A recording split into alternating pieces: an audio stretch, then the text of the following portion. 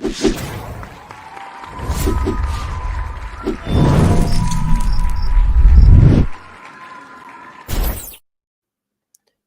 guys, it's your boy, the Purist, and we are here to talk boxing. I'm here with the one, the only. It's your boy, Mr. Tszyu, Don Kuzan. We back again. This about to be the best show. This about to be the best motherfucking show. I hope y'all ready for this shit, man. This shit about to be nuts. And first and foremost, we did not plan this. It just happened. I literally threw this on 2 seconds before I sat down. Facts, but you need to get your Paris apparel. You see how I'm making me look all slim and shit? I done lost like 1,500 pounds since I put this bitch on. Y'all need to get your Paris apparel, man. Stop playing with us, brother. Come on now. The site's not up right now. We're just waiting for a bit more time. Just got to sort a couple things out. Let us know in the comments. Let us know on Instagram if you want it back. Yeah. Just let us know. So first I want to get into some good news. Bro, tell them everything that you told me just now. Oh, word? Oh shit. Hey, look, man. On, so for motherfuckers who don't know, I'm a rapper in America. Yeah, I know. People in the background like, damn, so is everyone else. But nah, I'm a rapper, man. I spread peace and positivity music, liberation music, liberate you from boredom. Motherfuckers be coming to shows and they just stand with their girl and they just be like, I don't want to dance, babe. I don't want to. Nah, we don't do that shit when I perform. When I perform, everybody move. And I've just been told that I will be getting my first show, my first headline show. Headline, as in I'm not the mid-carder, I'm not the jobber, I'm the main event, I'm The Rock, I'm Stone Cold, I'm John Cena. So get ready, June 27th, baby. Get ready. in Washington, DC. More information to come as more these podcasts come. But just know, I got my first headline show. It took a long time, and I just want to say this for everybody else. I ain't gonna take too much time. Don't ever quit this shit, any shit that you doing. I've been rapping since I was 14 years old. I'm 27. The venue I'm performing at, I used to dream about performing there, headlining there. When I was 14, I will now be selling that bitch out. So don't give up. It don't matter. Don't give up that shit, okay? All right. Straight facts. Shout out to everyone supporting Kuzan and shout out everyone supporting us, because last week I said that I believe it's episode 65. It was our most viewed live video. And since it became our most viewed live video, the views have actually doubled since. So you guys... Thank y'all, man. Facts. Yeah, thank you guys for supporting. As I said, we're back. We're back with a bang. We're going to be here every single week. Oh, yeah. Next week, it won't be on Monday night. It's going to have to change. But we will be here after the boxing to give you guys the whole rundown. Oh yeah. Other than that, let's get into it. Yeah. Now there's a lot of boxing. We don't even know where to start. So let's but we're gonna have to start on championship boxing. Let's just put it that way, championship boxing.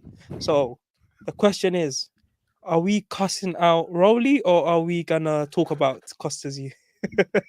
I'm gonna eat my shit. First of all, I'm gonna eat crow, baby. Last week I was talking that bullshit. I was talking that pipe dream bullshit where I was like, oh my God, Rolly, though he showed improvements in the training, but anybody watch boxing know what you do in training is helpful, but that don't mean shit to what you're gonna do in the fight. It don't necessarily equate to what you're gonna do in the fight. And though I seen the improvements in Rolly, my God, when he went out there, it was like he just put the fucking gloves on. God damn. Listen, I don't know if his new coach told him, hey, you're going to go out there and be a boxer now. But I don't think they should have told him that. I honestly think they should have kept his style the same. Just teach him how to better throw a jab. Like that's all I really feel like he needed. He went out there like a boy who couldn't envision the crowd in their underwear so he could perform. That boy, people came out there and said, I see the lack of experience. I really don't see. I see through you. And he just gave him no respect. I mean, the whole fight, he gave him no respect. He wobbled him in the first round. This man, Rolly, doing the pretty much the first punch. Leg. Yeah, the first confrontation that he had with him, he gets countered and he doing the stanky leg, bro. It's crazy. It is crazy. But I gotta say something, man. I ain't gonna shit on Rolly. His performance was bad, but yo, look, man, bro be selling his fights. He sold his fight. Pitbull didn't sell that fight. He sold it. And he gonna continue to get fights because he be selling it. You know what I mean? So Rolly, terrible performance, brother. Go back to the drawing board. I don't even think you need to switch up your style. It looked like he was trying to be more like calm and rational. But it's like, brother, that might work for other people. That don't mean it's gonna work for you. I honestly like his aggressive style. I was expecting his aggressive style, but it just seemed like once he tried the shit he tried and he got touched one good time, it was fight or flight after that. It was fight or flight after that, bro. And it just props to the ref, brother. He's seeing this motherfucking head going this way, that way, this way, that way. He said, fuck that. We waving this shit. Well, too, bro. I know it was happy. You know, he became a world champion. I don't know if that was his first time becoming a world champion. It felt like it was. I believe it was because he was crying and everything. And respect to him, man. Look, I still don't think he beat Tank. For all you out there, no, all y'all motherfuckers want him to fight Tank. Rematch Tank now. Tank got lucky.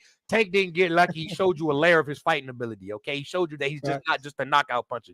Watch the boxing. All right, we're not glazing. I would just give him facts. Okay, but honestly, I'm happy for Pitbull, bro. I'm happy for him, brother. Especially because I know I don't know if it was the performance before this, but one of his previous performances was kind of lackluster, and you know, niggas always, as soon as you have one lackluster performance, they're like, this nigga is garbage. You know what I'm saying? So I'm glad that he still showed his stuff and he handled them accordingly. What'd you think about the fight?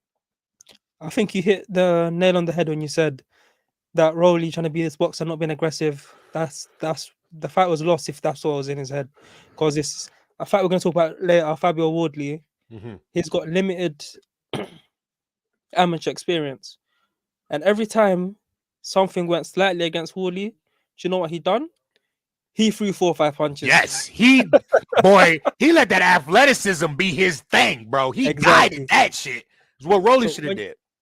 Exactly. So when you're not the superior boxer, you can't think, oh, let me stand off, no, you just slug. That's what you know. Yeah, that's what you're good at. God gave you because of your power.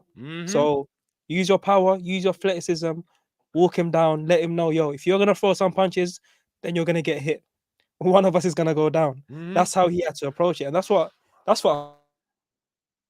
do you too, because we told people this was gonna be a competitive fight.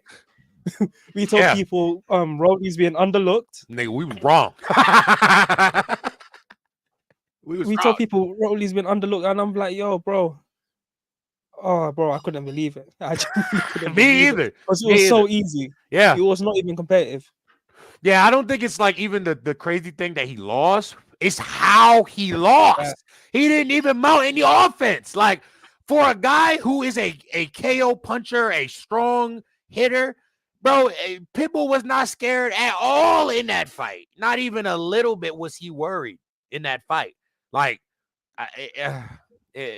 well, have you seen the compilations, of Rolly talking shit before Tank fought Cruz? Yeah. And they clip it with, like, he's chat shit about both of them, and they clip it with Tank knocking him out. Yeah. And then he talk shit about Cruz, and then they put Cruz. And I'm just thinking, damn, you can't talk like that and then get beat up like that twice. The internet crazy, bro. I seen the clip like similar to that, and then the last thing they put on was him at the end of the post fight with Pitbull saying Happy Easter. See, the internet is cruel, brother. They cruel. Did he say that after the fight? He said Happy Easter. They said, oh, CTE. They said Pitbull Cruz ain't give a fuck about CTE. Gave it to him. It's crazy, brother. It is crazy, bro. Oh, no, but bro, he do bring it on himself though, for sure. The thing is, right, even with boxing, right, you're trying to hurt each other, you're trying to get the knockout. There's certain times where you see a fighter trying to get the knockout, and he's being methodical, trying to go to the body. Bro, Cruz was just beating the brakes off him. He said, whatever I'm throwing won't miss, so I'm going to throw everything. Literally. Stood in his paint was that. And was just hitting this boy. Hitting him. That was like some shit I see on the street. Yeah, I was about to say. It's like those street fights you see on YouTube, right? He's just like, he's just beating him up. Yeah, he said, fuck the boxing. Fuck that. You call me a chihuahua? Fuck that. I'm going to show you a chihuahua, motherfucker. And he cracked his ass. But it's like What? I never take like I ain't mean to cut you off. I never take when people be like, oh, he talking shit. Cause like in my head, it's fighting, bro. You know what I mean? Like fighting is fighting. You feel me? Like they're gonna have to try to sell the fight. Now, granted, there is going too far. Like I felt like what McGregor did with Khabib, that was going too far. When you start attacking motherfuckers of religion and shit, keep it on them. Oh, you ugly. You know what I'm saying? Your shit ugly. Shit, even Muhammad Ali used to roast motherfuckers. He used to call people ugly as shit all the time. So it's like Gorillas. exactly. Gorilla. Like what he calling other black people gorilla, bro. Like, come on, dog. Like that's crazy. So it's like I like people be like, oh, the trash talking is ruining the sport. No, it's not. It's an effective way to trash talk. Yo, Mayweather trash talk. And not even in a bad way. He trash talk when he fought Arturo Gatti. Not even really like he said Arturo Gatti's a C fighter, but he really upping himself. And that trash talk is memorable. It's legendary now because of the work. So there is good trash talk out there. So like, I'm not even gonna be one of those because people be like, "Oh, Rolly, you gotta stop talking shit." You guys, no, don't stop talking shit. Don't stop talking shit, bro. If it's you, look at AB, not you, AB. The other AB has been able to stay relevant. He just got a fight. Blair Cobbs just said he just booked a fight with him, which I honestly think AB could win. And what's crazy is like his mouth got him that. Like him talking, yo, AB was able to fight Manny Pacquiao. You think he was able to do that because of how well he was fighting at that time? Fuck no. It's because of this, baby. It's because he knew how to talk. So it's like when you tell motherfuckers stop trash talking, nah, I don't believe that, brother. Just don't go over. Don't go past the line. Trash talking is welcome in this sport, bro. It kind of keeps it going because you have your types. You got your honorable types and you got your trash talking types. That's when you make them fight each other. That's what makes for good cinema, you feel me? So yeah, facts. Because although we love trash talker versus trash talker, right? It's like Conor Khabib, bro. We didn't need Khabib to talk. facts. He didn't have to say nothing. Even the stuff he said weren't great, but it was still amazing. I think you're right because trash talker versus trash talker. I'm trying to really think. Is there really a big trash talker versus trash talker? Like that's big actually... trash. Yeah, like two people who just wouldn't shut the fuck up. I don't think there's really been like that. It's normally the you got Max the honorable. Yeah, that's the classic tale, bro. You know what I mean? Because the trash talker is trying to make the honorable. He don't believe the honorable guy is really honorable. He believes that's an act. So he's trying to push that motherfucker mentally to get him like Tyson versus Klitschko. When he coming up dressed like Batman, he dressed like Batman and shit. Like he doing shit to physically throw this man off because he don't believe that's really him. He don't believe that's really him. You know what I'm saying? It's a tried and true battle. You know what I'm saying? So yeah, shout out Roscoe, guest appearance. My cat, man. This motherfucker, he do what he want. I see the comments talking about. Have you seen the video of Oscar De La Hoya and Bernard Hopkins laughing at Rolly? No, I haven't, but that's crazy. Those two just make me laugh. We heard that Rolly got bit by a chihuahua. I ain't gonna lie, that's funny. That is funny though.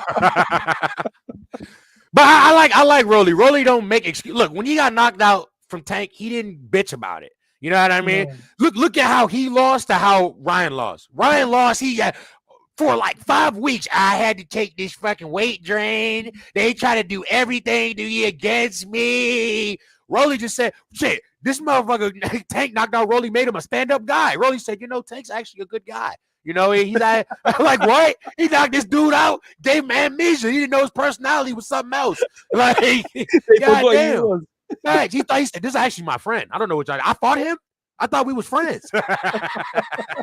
Like, you know, but I always commend that about Rolly, man. He taking shit on the chin because he understands it's boxing, bro. Like, yeah, I talk trash, but motherfucker, because you watch it. You know what I mean? I talk trash because you watch it, bro. Like, it's a fact, you know, it's just a fact.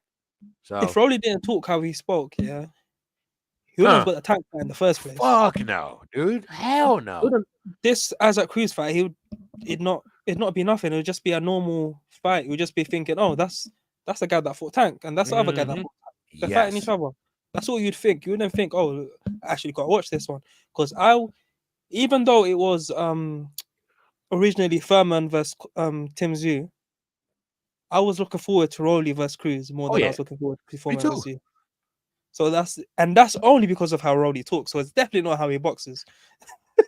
I'm saying he's been a bit trash in his last few fights. So it's literally just his mouth. And I'm thinking, oh, he's talking a lot of shit. Not even he's talking a lot of shit. When it was announced, right? I'm picturing him talking shit, bro. Mhm. I'm waiting for the trash talk. Press conferences, all of Yeah. that shit. We need that in boxing. As you were saying, we need that in boxing. It keeps people excited. It keeps people entertained, doesn't it? So yeah, man, more of that. But unfortunately, he did lose. Yeah. Will he be back? Bad. Yes, You he know, will. bad. Why is he gonna be back? Because of how he talks. Dude, fight a slub though. Please take a tune-up fight. Just please. We'll have to. Please, brother. Don't do this because you out here, you got knocked out by Tank. You got beat by the senior citizen, but you beat him. But it looked bad. Yeah. The senior citizen looking more up than you because the senior citizen went and knocked out England's favorite son, O'Hara Davies. You know, so great, you didn't get knocked out, so you ain't that bad, but it ain't look good for you, brother. Grandpa looking for you. He wants to get back. You done lost the belt. Just take it slow. Please take it slow because I want to see you do good. I really want to see him fight Ryan. I still believe with the right amount of training, he could beat Ryan, bro. I can see that. And if he just, bro, think about it. If he just bum rush Ryan like he be doing normally, like his normal style, with some more refined punching technique, I think he will overwhelm him. I think his style it will fuck Ryan up because Ryan, he gonna need time. He not good with all that fucking aggression, bro. So, but we'll see. And thing is, right, I'm gonna link that with this. Yeah, all the holes in Rolly's game that Cruz exploited are also holes in Ryan's game. Agreed. And I believe that Rolly can expose those holes because he's got a lot of holes in his game. Don't get me wrong though. I think Ryan's sharper than him. Faster punches, maybe speed from the sharpness as well. I mean, sorry, power from the sharpness and the speed of it. So it is different. But I do believe Rolly, look, he's got power. If he hits Ryan, you don't know what's gonna happen, right? Yeah. If Luke Campbell can drop him, boy. But he dropped him. Ryan went on a little tirade talking about how he'd easily never lose. Yeah, I saw that. He said, I quote, he said, if you think I lose to Pitbull Cruz, you don't know shit about boxing. That's literally what he said on Twitter. That's crazy. That's a bold statement, my boy. Well, the good thing is we might be able to see that because he got a belt and you in his division. So, oh no, but you're forgetting, bro. If the fight with Haney happens, he ain't getting an opportunity for a while. That's true. That's true. Sorry to shut it down like that, bro. But yeah, if he goes ahead and fights Haney, that fight might not happen, bro. You know what's so funny too? I just realized this. I actually have another show, April 20th, the same day as the Haney fight, and they're playing the fight at the show. Yeah, that's crazy. Shit's funny as hell. Oh, that sounds like a lit night. Yeah, no, it's gonna be crazy, and it's 420. It's great. It's great, man. Great things happening. Hey, Christmas come early for you. I'm saying, this is my year. Oh God. So what are we saying? But the thing is, though, I don't know if Cruz would actually beat Ryan. I think it'll be a good fight. It would be a good fight. I don't know how. He did say that this would be a good fight too. Yeah, I do think that one would be more of a good fight though, because Ryan, unlike Rolly, I feel like knows how to use his range better than Rolly does. So he knows how to he knows how to sit on the jab and move, and that is effective against Pitbull. Pitbull got a dart and dash. He got to step in and cover a lot of ground on these bigger guys. You seen it against Rolly. He had to do that too. It's just Rolly was so fucking dizzy from the other punches. He couldn't react on that. You know what I mean? He was already caught up in the mix.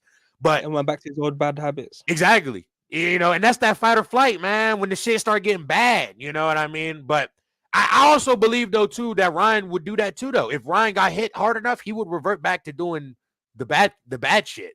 You know what I mean? The inconsistencies, and that's just not what you want to do against an obviously trained guy like Pitbull, a guy who can box his way, you know, which is an inside fighter, closing that distance, covering a lot of that space, man.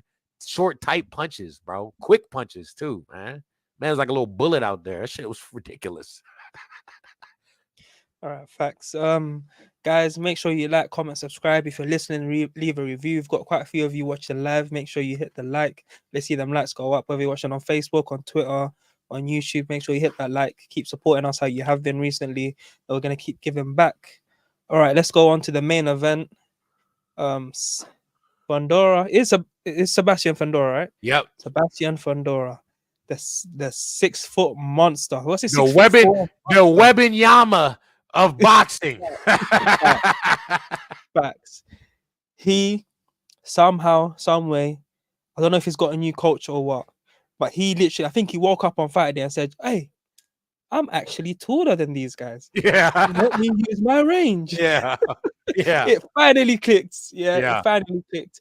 Now, the reason I'm giving him credit is because when you go into a deeper analysis of the fight, we know what we're going to talk about.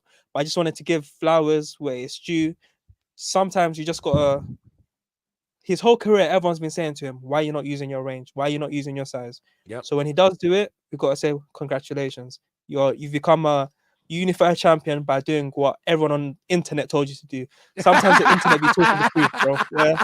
I know fighters hate. Fighters hate. It's like, oh, you guys don't know nothing about boxing. Why don't I listen to you? Yo, he listened to us, bro.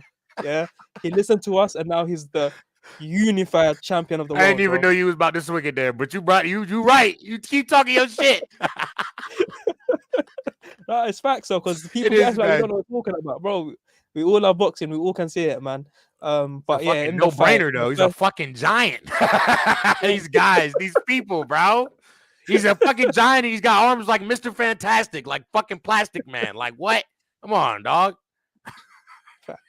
The first 2 rounds, they were quite comfortable for Tszyu, and then that nasty cut opened up the top of his head. I still can't believe they didn't stop that. I was about to say, bro, I ain't gonna lie. Couple things. I know the elbow was unintentional, but like, I don't know, bro. I feel like he still should have took a penalty or something, bro. Like, I know it's unintentional, but like that shit literally changed the whole. Bro, think about it like this. Even with the blood in his face, literally, fuck eye. It was in his face. It was in both of his eyes. Like, he was still able to cause a considerable amount of damage to Fundora. Like, even though Fundora was using his reach and it did make a difference, it didn't make that much of a difference. Fundora is still fundamentally hittable. Very, very, very hittable. He needs to learn more. Now that he knows his size, he needs to know more defense besides I am bigger than the guy, because that's not going to always be good enough. You need to use your legs more, and you need to move your fucking head. He does not move his head at all. Very stationary target. That's perfect for Tim Tszyu. Tim Tszyu likes to pack on the combinations. You feel me? So it's like, even with the blood, he was still, and you can see moments where like he couldn't see the jab. This man Fundora already big as shit. His jab is like leaning over, and he's pumping it. You know, he couldn't really see the jab, but other times he was ducking that jump. I imagine that with the blood gone, not only is he slipping the jabs easier, but I think he's sliding in some counters in there too. I just think the blood, it just affects your whole game plan, because now you got to fight thinking, is the refs going to stop it? This shit looking kind of bad. This nigga think I'm more hurt than I am. My coach might think I am. The judges might think. Like, that is a whole different fight complexity than the first 2 rounds. I'm tagging this nigga, because you know that's what he's thinking in the first 2 rounds. I'm tagging this dude. No, this about to be an easy night. And then that happens. You know what I mean? So it's just, but I like, not taking nothing away from Fundora. He still earned that victory. I just feel like maybe you duck a point and maybe this becomes a draw and then we run it back, you know? But it was unintentional. Honestly, if that fight was in the UK, it's a thing where if it's an accidental opening of the cut, it's not like an intentional foul where he tried to elbow him. It just happened. After the 4th round, the referee says, yo, because on that 4th round, right, at the end of the 4th, if you look at his head, yeah, you say to yourself, if he gets through the next 8 rounds, he's a superhuman, pretty much. And that's at that point when you're even saying that, you just got to end the fight right there. Yeah, you just got to say, you know what, like, technical draw, that's it, it's done. Right? They kept that thing going. Yeah, facts. So I think they should have made it a technical draw. I know it's a disappointment. I believe it was a pay-per-view. Yeah. XYZ. But I just think sometimes put the fighter first, because, like you said, bro, his whole face is covered in blood. Yeah, it's covered. Yeah. Bro, it's boxing. It takes one punch to change your life, bro. Literally, to change your life. One punch you don't see coming. So that's why I think, personally, they should have stopped it. But credit to him. He kept going. Yeah, he's a warrior, man. Nah, facts. And I'd like to see him back. I've heard conflicting reports. Does he have a rematch clause in place? You know. I don't know, but he should, man. Like he should. He deserves a rematch. It kind of blows me. I know we're gonna talk about it right after this, but kind of blows me. I seen Earl sneak his ass up in that damn ring, bro. Straight away, I jumped in his grave. Looking like the Pillsbury Doughboy. We ain't seen you in months, young man. Where have you been? You ain't said no word, no nothing. Then you just all casually Razor Ramon strunt into the ring behind Fundora like you was there for parent picture day or some shit, man. Look, I personally feel like when there's a good fight, especially in a situation where Fundora, you weren't even supposed to be here, brother. You weren't even supposed to be here. It should be a rematch, bro. Like because of those circumstances, because the fight was closed, because of a cut, because of the fact that you wouldn't have been here. Like Tim, when Keith Thurman pulled out, there's a chance Tim could have been like, all right, well, I'm not fighting then. Fuck it. But he didn't say that. He gave you an opportunity to fight. So because of that, you should pay it forward. I feel like that he should pay it forward. I don't even think that even though Bud is the person who I feel truly deserves to fight whoever is next, I still feel like it should be a rematch. You know what I mean? And then Bud should fight who's next. But Earl, you ain't slick, boy. You either fight Bud at 54 or wait your turn. That's how I feel. Okay, don't duck the smoke. Okay, go get your rematch. Okay, if it wasn't a fluke. There's nothing he can possibly say to convince anyone in the whole wide world that Spence deserves a fight over Crawford. Facts. Like he didn't just beat you. Yeah, that's what we expected. We expected Crawford to beat you. He beat you up. Yeah? He beat you up. Yeah, he knocked you out. He dismantled you. He won every round. It was peak. It was bad. Yeah. So there's no way you can, like you said, like thingies. I think Crawford even said it. He tweeted at him. He said, "You lost. Wait your turn. Literally, bro. But I don't like he said the same thing to Tim Tszyu. It's like, bro, yeah, he did lose, but come on, it's a last minute fight. Let him get his You've gone from Tim Thurman, the 6'4" motherfucker that you never thought you'd have to fight. Facts, bro. Like, yeah, man. And I think somebody said it. They were skeptical about it because it was like, you got to prepare. It's different preparation. You know what I mean? It's different preparation, bro. Like, yeah, but shout out my cat Roscoe. I don't know where he at right now, but he pretty much does whatever he wants. He does whatever he wants, man. You know. But yeah, man. That's personally how I feel. Give it to Tszyu again. Let him get a shot at it again. It's like I said, he gave him opportunity. If this was Thurman and Thurman had beat him, even if it was close, I would say move on. Because like you were in this driver's seat. So the upset was the upset, but still you was in the driver's seat anyway. You were originally chosen. But this guy, Fundora, props to him too for winning a belt. But like, bro, you was not the first person. You was a second choice. Like it or not, in the history books, it will always be remembered as that. So I feel like go out there, beat this guy again, bro. Beat him again. Don't you want? I can understand though. That was a tough fight. I'm not in there, but like go in there and get that shit back. You know what I'm saying? Cut all those doubts out. You know, I still feel like you still had those fights that like, because for real, Earl and Terrence, they don't care who has the belt. They just looking for the belt. So like, just beat him, keep the belt. You'll still get those fights. Wait. Let's be real, yeah. The fact that Fundora won and not Tim Tszyu makes them want the belt even more. Hell yeah. Guy won. So yeah, I need that. Bro, the fact that he told Tim to wait his turn too shows you that. Like, I want the belt. You don't have the belt anymore, so you don't interest me. Even though you were the original guy who was in there. This guy wasn't from the original fight. You know what I mean? So it's crazy, man. But no, Earl, we not doing that, brother. You tried it, sneaking in opportunity, but no. Oh man, you don't deserve that. Come on. And I just want to have a general point to all boxers, all sports people, even musicians. Stay ready, bro.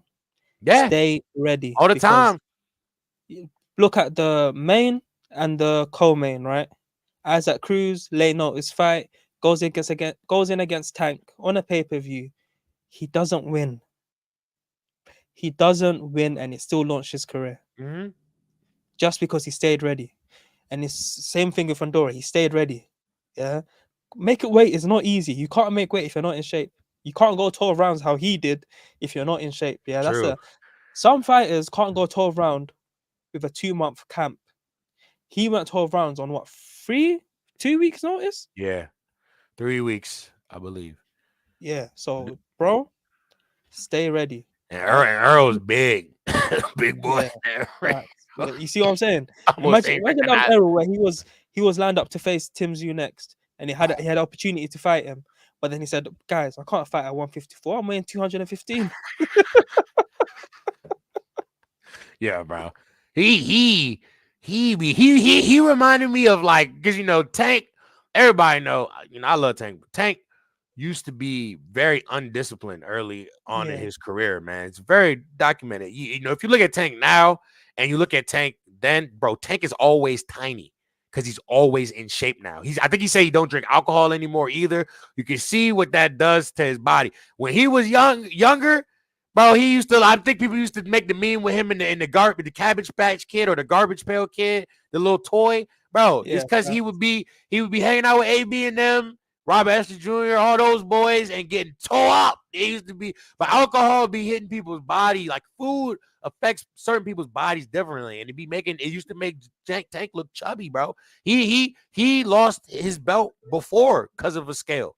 You know what I mean? That's like, to yeah. me, that's one of the worst disgraces, bro. Because it's like, weight cutting is not easy by no means. But having said that, bro, it's a part of your job. And though until they decide how to fix it to make it more better for you, it's something you got to do.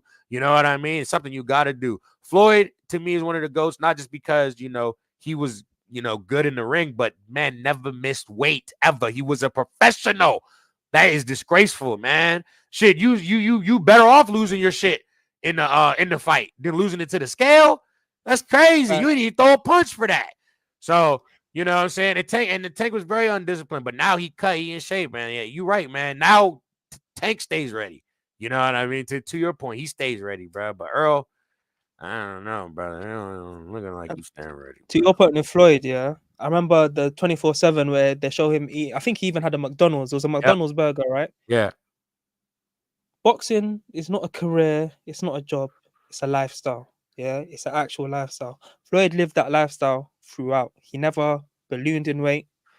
So after he finished his fight, he's not going to get McDonald's and get put on weight, which is why he can have a McDonald's during camp. Yeah. Because all those burgers that people having out of camp that they can't have in camp, Floyd never had them. So having that burger makes no difference to him. Yeah. Right. So if you stay in that shape the whole time, it doesn't really matter. Obviously, it matters what you have in camp. But if you want to have one cheat meal here, it won't make a big difference. You're still gonna make the weight. So that's the main thing, guys. Stay ready, live the boxing lifestyle. Yeah. Bro, good things will happen. Just stay ready. Stay ready at all times because you never know what opportunity is gonna happen for you. You never know. You might become a unified champion just from being ready, bro. Fundora. Literally. Facts. He could be undisputed. He got chances to do that. Facts. Let's just we on the British through a card couple. Maybe say again. I said we on the British card now. I've been waiting. To Say I've been waiting. I've been waiting. That card was good. I liked it. Yeah, no, good. But just a shout out to Gilberto Ramirez. He won Cruiserweight Championship. He did. I forgot. He won UD. Shout out to Oscar Valdez. I believe he got a stoppage win. It was a stoppage, didn't it? Yeah, he did against Liam. When I first saw it, I think that was a stoppage, but then it was a stoppage, isn't it? So shout out to him. Come back well. He looked good. Yeah, he did look good. Hopefully he can get some good fights. Because I think Valdez has got a good style. That's the least we can say. He's got a good style. What is that? What is that? 35? I think it might be 30. It's 30. I think he's got 30. It's 30. So I'm trying to think of because I know he wants, I know he had just lost to Navarrete before that. It was at 30. Yeah. Oh, it was for the interim title. Fair enough. Yeah, so this was the interim. So I'm just trying to think who's because that's 30. Trying to think of who could he fight next. Okay. I'm looking at the current champions right now. Lamont Roach. Shock. He could fight Shock. That would be a crazy fight. He could fight Shock. Sharky Foster. Have you heard of him? AB. Yeah, man. He's had a couple fights. I've seen a couple fights of his. He just recently won the WBC title, I believe, at 130. He beat Ray Vargas. Yeah. That was a good fight, but he just beat Abraham Nova too. But he fought this guy, Eduardo Hernandez, man. I ain't gonna lie, you gotta go watch that fight when this is done, man. Great fight. Yeah. The commentator, one of the fights where like it definitely was a close fight. The commentators, though, like I think he was fighting in the other guy's hometown, and the commentators, bro, I encourage people to watch these fights without the commentary sometimes, bro, because sometimes the commentary just disrupts. I'm not going to say they be biased. I'm going to say it disrupts the overall watching experience of the show sometimes, because they can make you feel like you think another guy is winning when they not, and then it's not until you turn off and you have your own like ideas. You're like, oh, wait. You're like, wait, hold up. Nah, what you talking about? You ain't see that? Like, you know what I'm saying? So I encourage that. I'm not saying do it, but I encourage it. I do it. I encourage it. But yeah, man, there's some fighters for what you call it, the fight, man. For I can't think of his name. Valdez to fight, yeah. Joe Cordina, IBF champion. That'd be an interesting fight. Lamont Roach, he from PG, he from Maryland, where I'm from. So he's good as well. He is. He is good, man, bro. PG County, where I'm from, it's where Sugar Ray Leonard grew up, man. You got a gym around here. We got some boxers from here, man. Somebody from Capitol. Why can't I think of his name right now? It's terrible that I can't. Gary Russell. There we go. The Gary Russell family. They all from PG, man. Jarrett Hurd, former world champion, also from PG. We got some hitters, man. Come on, man. Don't play with us. We know what we doing. Right, also, another world title fight. Eris Landi Lara. Oh, yeah. And what you talk about commentators, Abner Mara's mid-commentary was saying how Lara's setting him up for a left hand before he even finished the sentence. Lara knocked him out with him. Yeah. That shit was amazing. That was good. That was one of the good times. Like, so look, I don't say my last comment to say there aren't good commentators. They are. There's not a lot good. Of them. There are good. But and MMA has this problem too. There are good ones, but there are also bad ones, bro. There are also bad ones, and the bad ones be outweighing the good ones, bro. The good ones be recognizing the bad ones sometimes if you really paying attention to some of them, Jones, bro. I was literally about to say, Joe, Khabib vs Conor, and the guy saying, "Oh, what's Conor doing? Why is he not doing this? Why is he not trying to get up?" And then Joe Rogan's like, "Because he's getting smashed in the face, bro." Yeah. He's like, you think that's hard to just stand up like that? Yeah. No, yeah, dude. Nah, facts. That's what I'm saying. Like, you gotta. Just do your research, please. No, facts. I remember also another time, I think Max Kellerman said that Canelo was winning the story of the fight. And Andre Ward had to check him. He said, he's losing the rounds. Yeah, that's what we're here for. We're here to score it and tell you what's going on. Don't tell me about the story of the fight. You can't win a narrative of the fight. You're either winning the fight or you're not. And right now, he's down on the cards. That's what that matters, right? So it's like, you're winning the story of the fight. I said, no. And then Max Kellerman, he had to, even the post-fight, he had to explain his words and say why he said it and whatnot. So, yeah, just be careful of the commentators, especially in the UK, right? Because you know how you talk about home fighters? Yeah, the way some of these are we talk about the home fighters is bad. I'm shocked, bro. Crazy, it's crazy. But yeah, let's get on to the big bad boxing. Undercard or top to bottom? Top to bottom. No, he wants to talk about the heavyweights. Yeah, forget them little guys. Let's talk about the heavyweights. Let's talk about let's talk about the. All right, Fabio, Wardley, and Frazer Clarke, they slug it out to a draw, the most fitting draw I've ever seen. And mainly because selfishly, I want to see a rematch. Yeah, me too. Even after the fight, I said to myself, damn, can I watch two guys beat themselves up for another 12 rounds? Hell yeah, I can. Damn, they got families, man. I was thinking, no. I said, no, I don't know if I can actually. It was so good. I didn't know if I could do it twice. That's how good the fight was. It was great, man. It was great, man. Oh my god. But yeah, first round. So I didn't know how much of a good amateur pedigree Frazer Clarke had. It turns out he was a bronze medalist at the Olympics, right? Yeah. So, and you could see it early because literally the first round, there's a couple of times he caught Clarke and Clarke went backwards. And you could see the frustration in his face. You could see it in his body language. And as we're saying about Romero, he didn't think to himself, oh, let me Nah, he just went in, boom, boom, boom, boom. Yeah. Just Oh yeah. for a 4-punch combo, hurt him back and said, "I'm here." He said, "Listen, I'm here. I ain't got all that amateur tip tap shit. I've just got some Facts. hard punches. I've got some hard punches, and some of them are gonna land, bro." That's what he said, and I said, "Okay," because when I first saw Frazer Clarke teeing off on him, I was thinking, "Damn, he might just like outbox him because Yeah. clearly the levels are Yeah. different." But then Wardley said, "No, this ain't easy, bro." He said, "This ain't easy. You have to work for this." You know, You have to work for this. you know what I think it was? I think Clarke did not expect Wardley to be able to move like that and to punch that fast and the change up of where he's punching, because he was hitting him in his body too, dude. It was like he was slipping some punches. And then he was punching after he was slipping and punching again. And then he was like, what? And then he wasn't stepping back. Like Clarke would be the one leaning back or like moving out, using his boxing. But like, yeah, I'm like, he definitely did not expect that at all. He did not expect the speed of Wardley, man. Wardley, just that athleticism is crazy, dude. I'm sitting there like, see, this is like when you just have just like hard work and you just train. Like, not saying that Clarke doesn't do that either, but like Wardley, it's like but you know, it's like, you know, that people told him when he was coming up, like, dude, you think you're gonna actually get a belt? You don't have any, like, this is like the equivalent for all my Naruto fans. This is like Rock Lee not really having like ninjutsu or genjutsu, but he got taijutsu. He can whip a motherfucker ass. So like, he just do it. He just get in there. He trained that aspect of him. And like, that's what it seems like. It seems like he just trains his like toughness. It's like it's like, where does it go? Like, you know, it's crazy. But go, keep going, keep going. Next round.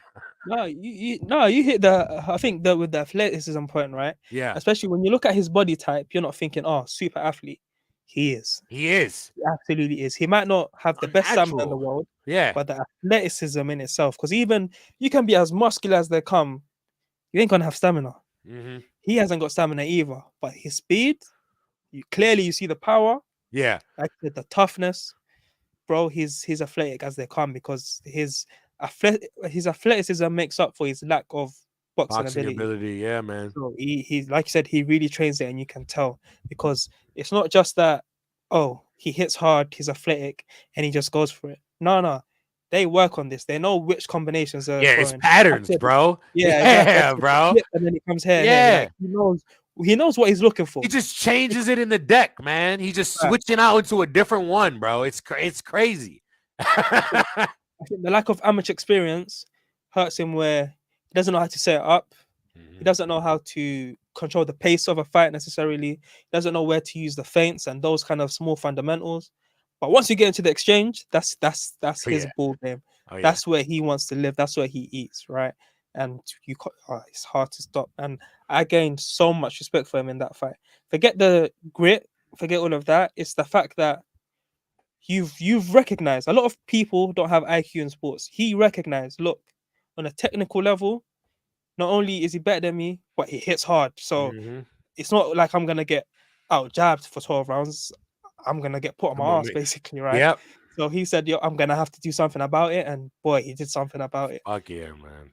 Even the knockdown, it's like as soon as he hit Clarke, right?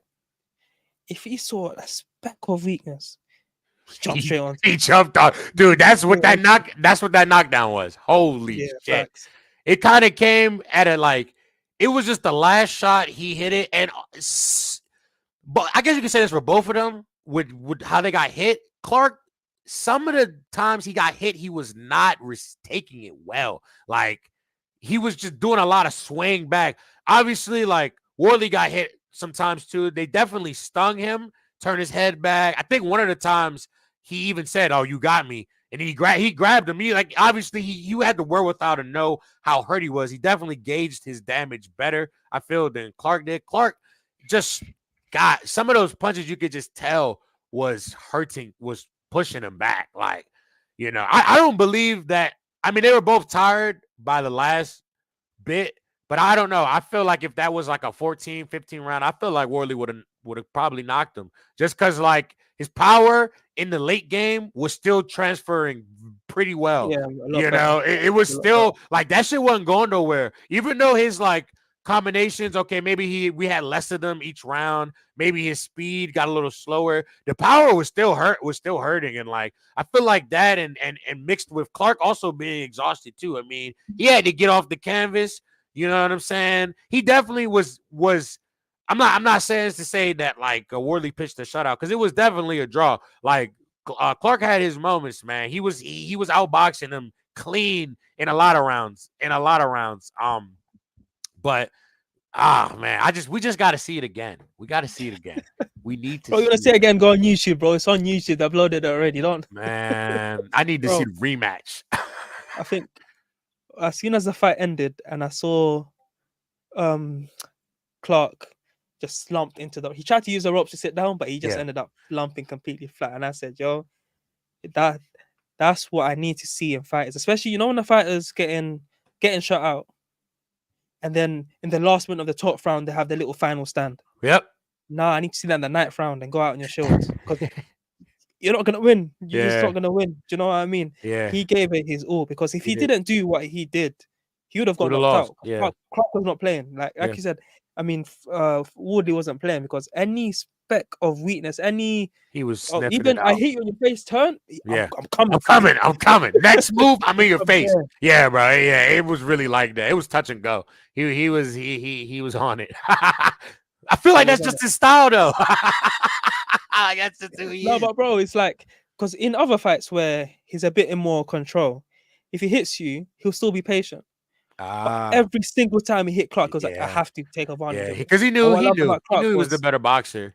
Yeah. When Clarke wasn't actually hurt and he got caught, he'd always come back with an uppercut or a little counter, just like, yo, I'm still here. Like, I'm still here. You thought you had me, but I'm here. And obviously it looks good to the judges. All right, he got hit, but he hit back straight away. And that jab was beautiful. Bust up his nose differently. Yeah, man. it was fucking up. Yeah. That's how you knew too, right there. Like, ooh, that's the difference, man. The good jab go a long way, brother. That shit was. But yeah, so obviously, I know you didn't know too much about these guys before. I told you, but this, forget Anthony Joshua, forget all of those. No, but listen, forget all those guys. Yeah, those kind of cards is why Eddie Hearn became loved by British boxing fans. That's what he came up with. Like, do you remember Anthony Crolla? Yeah. He fought Loma. Yeah. For him, he had a few losses in his career, right? He had like 3 fights against other people from Manchester. The Battle of Manchester, whatever. Boom, boom, boom. Fights like that where it's 50-50 domestic fights. And they all went like that. Crolla was pretty much underdog most of them, and he kept winning. Shit. Yeah, so that's why he got the Loma fight and those kind of fights, because we were just like, yo, pretty much the whole of the UK was just behind him. Damn. And it's one of those where we didn't believe in him, we just supported him. Was he a world champion? He was, and I think he lost it to Linares. Wow, damn. Well, he was a world champion though. That's who he beat. Who? Ismael Barroso. What? Oh, hold on, I gotta fact check this. Sure. I'm gonna fact check this right now. Keep talking. That's crazy, bro. Boxing is a crazy, mad game, dude. But yeah, so it's game. like you saw, the whole card, top to bottom, was, it might have not turned out to be 50-50, but it was pretty much 50-50 fights with all British guys, domestic level, all fighting each other, scrapping it out. So, dude, you're right. He KO'd Grandpa, man. Bro, in his prime. He won it. He retained it against him. So that was his first defense. He beat a guy named... Yeah, that was his first defense, but he still KO'd him. Damn, he beat a Colombian boxer named Perez. Facts. Darius Perez or something like that, right? Yeah, he drawed him at first, then they rematched. He KO'd him. Then he KO'd, bruh. Damn. I remember that, bro. If you watch that Barroso fight, that's one of the best game plans I've ever seen in my life. I'm about to watch that shit. I didn't even know that was a matchup. That's crazy. I won't spoil it for you too much, but he literally, talk about going to the eye of the storm. That's what he did. He said, I ain't taking a back step. He said, whatever you got for me, I'm gonna take it. Oh that was Barroso's first loss. Damn. Yeah, bro. He came with it. But yeah, so it's the fact that Boxer put on that card instead of Eddie Hearn I think Eddie Hearn needs to look himself in the mirror. I get it, high level boxing. You've got Joshua, you've got whatever, but this is what UK boxing needs because, bro, that was a great card. Yeah, it was. It was good. I liked it. Especially for a guy who like I don't be keeping up with that. Like I don't be keeping up with the UK cards. You feel me? So it was good. It was good, man. From that perspective. And especially, it's like if you get a fight night like this, and then the next week you get the pay-per-view that doesn't have a great undercard, you sort of forgive it a bit more because it's like, yo, I can't get that good boxing every week. Can't be greedy. You know what I mean? Can't be greedy. Fact, you can't be in it. It's like, yo, especially when Eddie Hearn used to do that, he used to have like he used to call it a next gen where he'd put 50-50 domestic fighters together on a Friday, and then maybe the next week a pay-per-view. So it was like we can't ask for both. But now he's just doing pay-per-views with shitty undercards until he got to Saudi Arabia. So it's a bit But yeah, shout out to Boxer. That was a beautiful card. Let's go to which one was the co-main? It was I'm looking at it right now. So because I think Ben Whitaker was before the headline. Yeah, this was weird. Hold on, I don't even know. But yeah, Ben Whitaker. Some people are sort of, I think, disappointed by his performance. Me personally, I was not because they don't know what they're talking about. AB, they don't know what they're talking about. Tell them. They don't know what we said this last episode. When he steps up in level, he's not gonna do what he was doing because it won't work. Exactly. It's as simple as that. If he knows it's not gonna work, all right, this guy is too good for me to mess about with. Guess what? I'm not gonna mess about. It's like people expect him to just mess about and he wants to get knocked out. Like, imagine thinking in your head, if I do this, I lose. So guess what? I'm gonna go do it. No, bro. That's not how life works. He understood what he had in front of him. He did it at first when he was comfortable, but when he realized, all right, this guy's starting to sort of figure me out. He's caught me with a couple right hands. Let me get on my game. Let me pop my jab. Be like, let me fight. It's how people say, "Oh, where was the dance?" And they don't say, "Oh, good jab." Like, bro, what do you want him to do? Like, facts, man. He trying to entertain us, man. Y'all make up your fucking minds, man. Shit. Facts. They criticize him for doing it. Right. They criticize him for not doing it straight after. It's crazy, bro. Like what, bro? Crazy. God damn. Just let that boy fight, man. He's a star. He's gonna be a star, dude. He's gonna be a star. And another thing people got to realize is, if you look at all the highlights from before, 9 times out of 10, the opponent was coming forward. When your opponent's not coming forward, you can't do those things. How can you dance around a punch when someone's not punching? Do you know what I mean? It's like, you just got to think about it sometimes. So it's like, especially his style, just in general, not just the showboating, he's a counter puncher, he's a slick boxer, right? When you have someone who's not throwing a lot of punches, he's not going to look as good. When he's got someone who's coming to meet him in the center of the ring, it looks better. So look at Shakur. When he fought Oscar Valdez, he looked great because Valdez was coming forward trying to throw punches, just picking him off. If someone comes to meet Shakur Stevenson in the center of the ring, he's going to make you look bad and he's going to make himself look great. Mm-hmm. But if you're at distance, keeping it cagey, he'll do the same thing and pick up points and beat you. People call it boring, but that's what it's going to be every time. So with Ben, if you're gonna not try to fight him, not trying to put pressure on him, it's gonna look boring, but it's gonna get the job done. Simple as that. Every time. If you're not on his level, the co-main is actually Chris Congo versus Florian Marku. That's actually what the co-main is. But did Ben fight before them or after them? I don't know. I think before. I think before them. You mixed them up, but there we go. Chris Congo versus Florian Marku, and the Albanians came out in full force. Bro, you could hear them in the zone. I remember you saying it last week.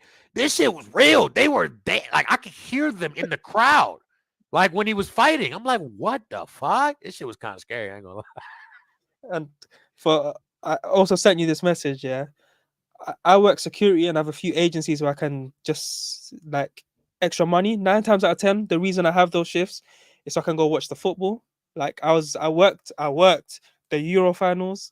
I've worked some big football games where I'm just, bro, I'm not really at work. I'm getting paid to watch football, right? So it's like, they sent us a message saying we need Albanian-speaking security guards to come to the O2 tonight. Yeah, they offered more than the normal rate that they offer. Damn. Because they knew what was happening. You got to imagine, yeah, the co-headline, yeah. and he sold 15% of the tickets. Damn. 15%, bro. Damn. And I think that was his allocation. They said that's the max. Like, because everyone gets Wow. a different allocation. So he sold Yeah. out his allocation, bro. Sheesh. I mean, So, I've been bro, hearing them. I see them at the weigh-ins, at the press conference. They be being vocal everywhere. too. They like, I'm like, damn, are they his family? Like, did they just come with him? They always just be with him. Like, damn. But nah, on to the fight, man. Look, man. Chris Congo won. I felt like he won. Oh, facts. He won. I thought he won comfortably. Straight to his name, Too Slick. I think that's what they call him. Is it Too Slick? Yeah. He was literally too slick. Like Markov throwing one shot at a time, trying to pin him on the ropes, and Chris said, "No, not today." Dikembe Mutombo. But what I liked about it is as he's exiting out, he's throwing a couple punches in there. You know, he's hitting him with like a couple lefts and a right, then he's out. Like, it's just really good boxing. I feel like Florian was just like fighting like a frustrated guy in there. Like, and like to people, I see people being like, "Oh, Florian won that, man. He was way busier. He was way busier." I'm like, dude, you're busy, but you're not landing really. Like, you know what I mean? You're not landing. So it's like you busy, but you're not doing nothing. This guy is still effectively punching you in the face, though. We can see it. You know what I mean? Like, I don't know how people don't score that. The And right it's way. the fact that in between rounds, you could hear Marcus Corner shouting at him, telling him they gave him the Sugar Ray Leonard, "You're blowing it, kid. You're blowing it, kid."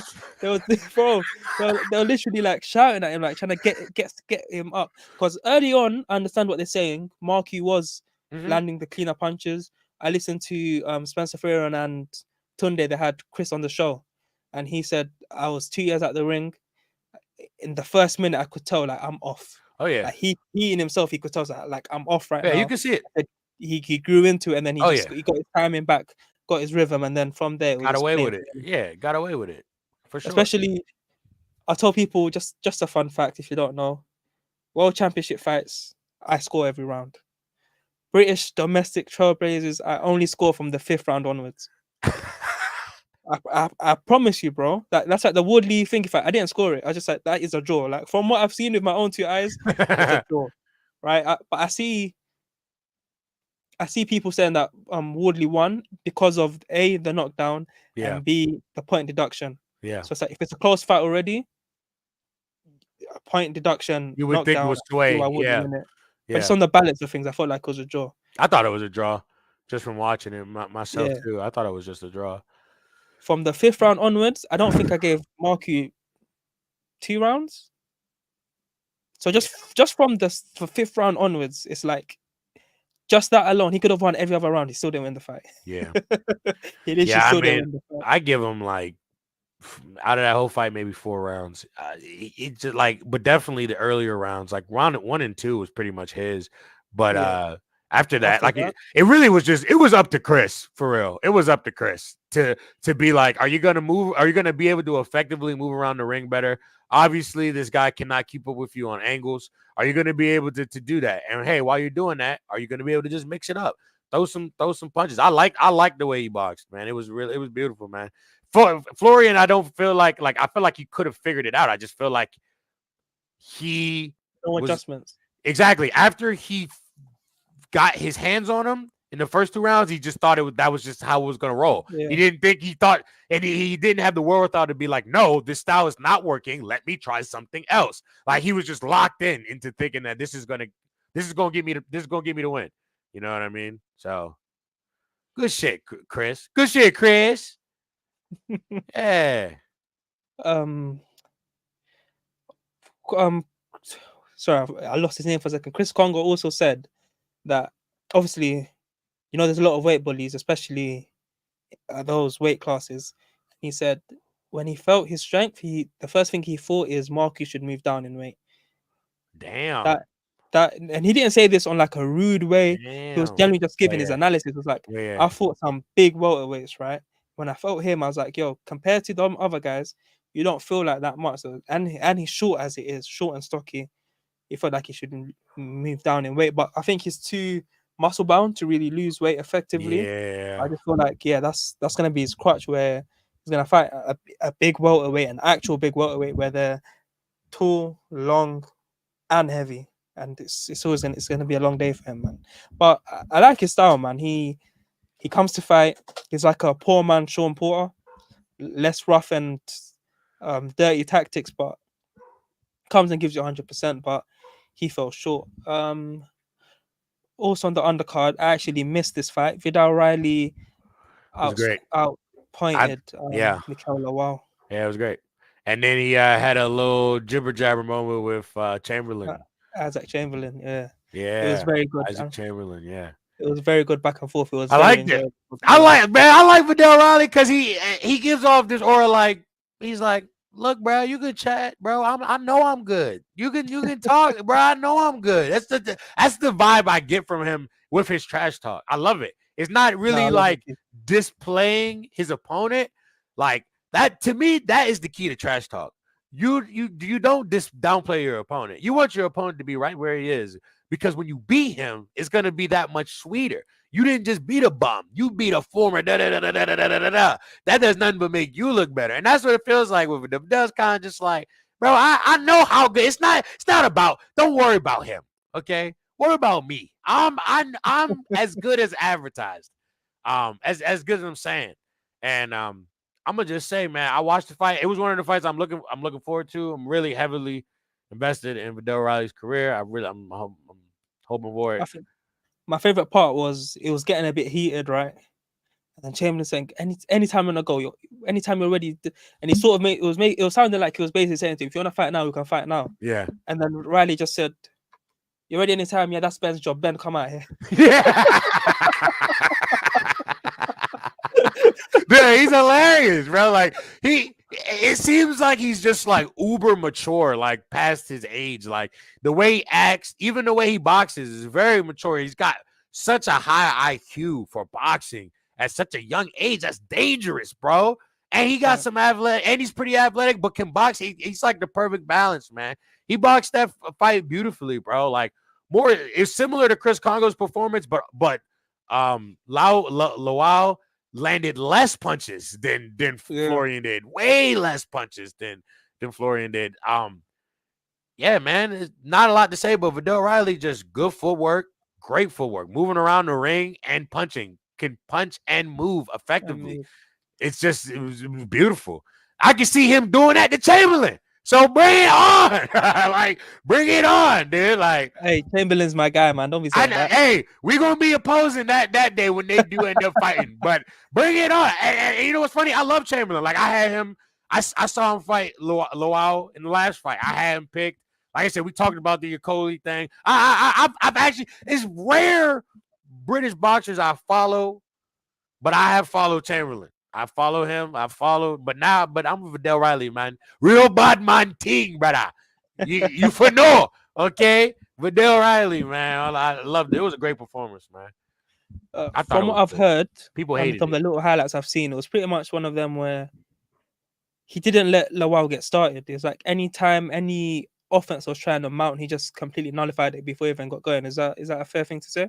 Yeah, it felt like Lawal he really was just trying to get Vidal in front of him, keep him in front of him, so that he could get it off. It felt like he needed his feet to be planted for him to actually let shit go.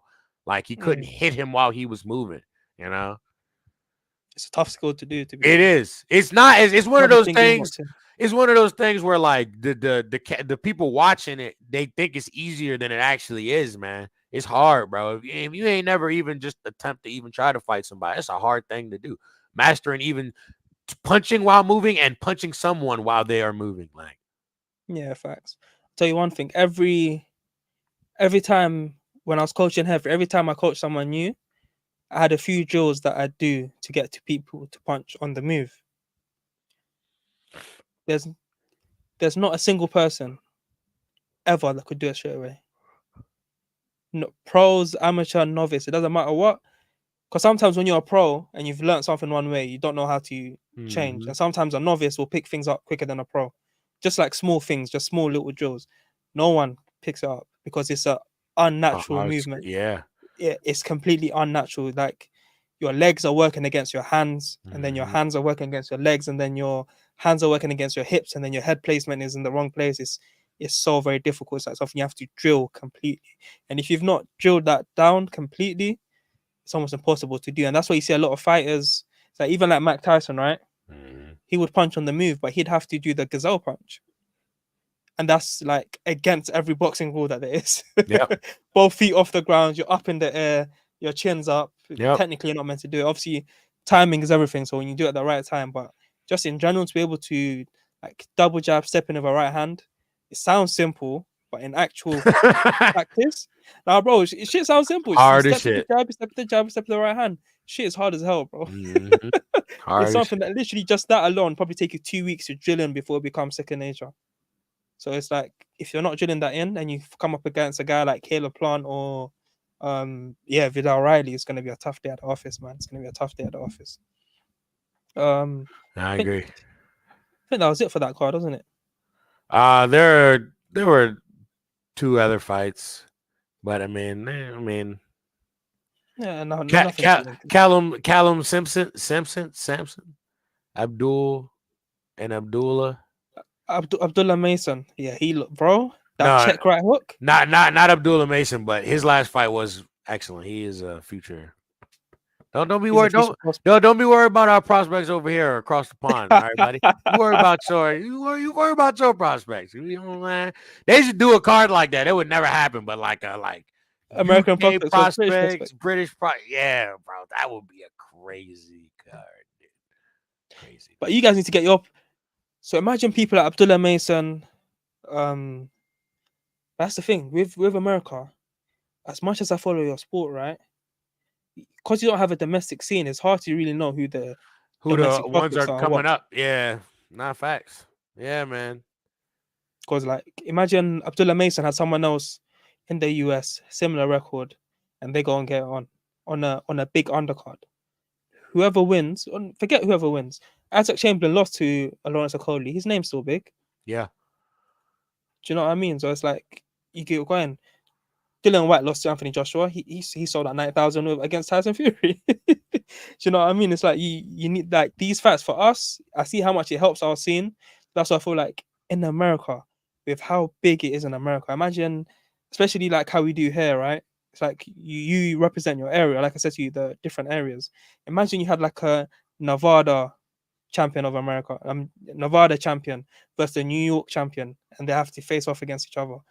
And then you have a whole card full of like, what's 2 states? Like, say it's not Georgia, New Jersey, and New Jersey versus New York card, Yeah. where shit is right next to each other as well. Where it's just you can you can literally drive from New Jersey to New York, right?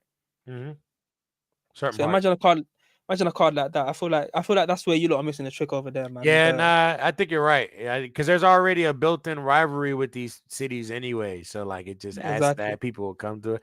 Now you're right. You're absolutely right. There's some money to be made, and it will build core foundation with boxing over here. But you know, people like to keep to themselves over here with the boxingness, bro. Don't like sharing. Keep the money over here. You feel me? Yeah.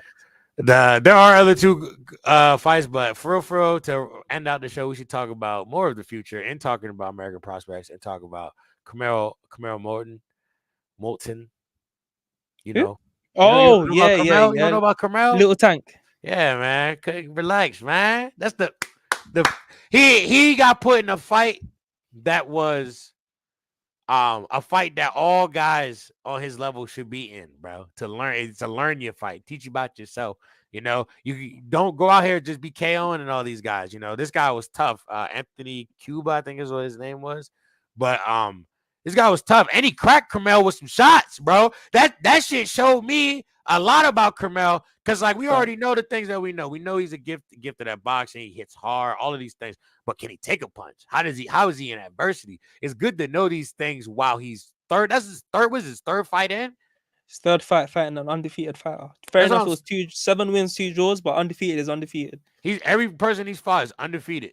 Every person he's fought is undefeated. But you know, For real. Yeah, at that's crazy, 17, bro. and he's 17, bro. Yeah, Like he's young. I it's didn't know that just was legal in America. it's just crazy, bro. Like he really doing the Devin Haney route, but in America, not in Mexico, in America, Yeah, which is That's crazy, bro. Like I that's didn't know. All 3 opponents are undefeated. That's crazy, yeah. bro. All 3 of them are undefeated when he fought him. Yeah, that is wild because usually they'll fight an undefeated person sprinkled in there, but it'd be like somebody who's like 5-8 or like you know what I'm saying 3-11, like an Bro, over here experienced junkie. we've got dedicated journeymen. Some of these look start their career against someone who's 7-49. Damn, that's crazy. Yeah, and he went That is straight an to 3-0 in experience. his first fight. Now that's mad. I didn't know that. My respect for him just gone way higher as well. Yeah, Way, bro. way higher. Like this dude not playing. He in the gym every day, bro. I mean, granted, he's 17 too, so it's like he ain't got the world is his oyster. Like, bro, you remember like how much free time you had when you were 17, and he actually got a skill that he's like Refining already every single day. past people at his age level in. I think his amateur record is 61-3. Like, bro, like he was living like you said, the lifestyle of boxing. He's obviously doing that at 17. So it's like, you know, he's gonna be nuts, bro. That dude's gonna be the future, bro. Watch out for him, man. Watch out for him. How'd you say his name? Is it Moton or Moton? That's what it's Moulton. That's what I thought. It's Camaro Moulton. Camaro Moton. Trust me, that's definitely one for the future right there. I hope they keep him on this path where it's like, don't jump too high too quick. Yeah. Especially because he's 17. Yeah. But fighting live guys, people who are there to fight, there to be alive, and not just there to roll over and get smashed in pretty much. Yeah, take him past the beginner stage for sure.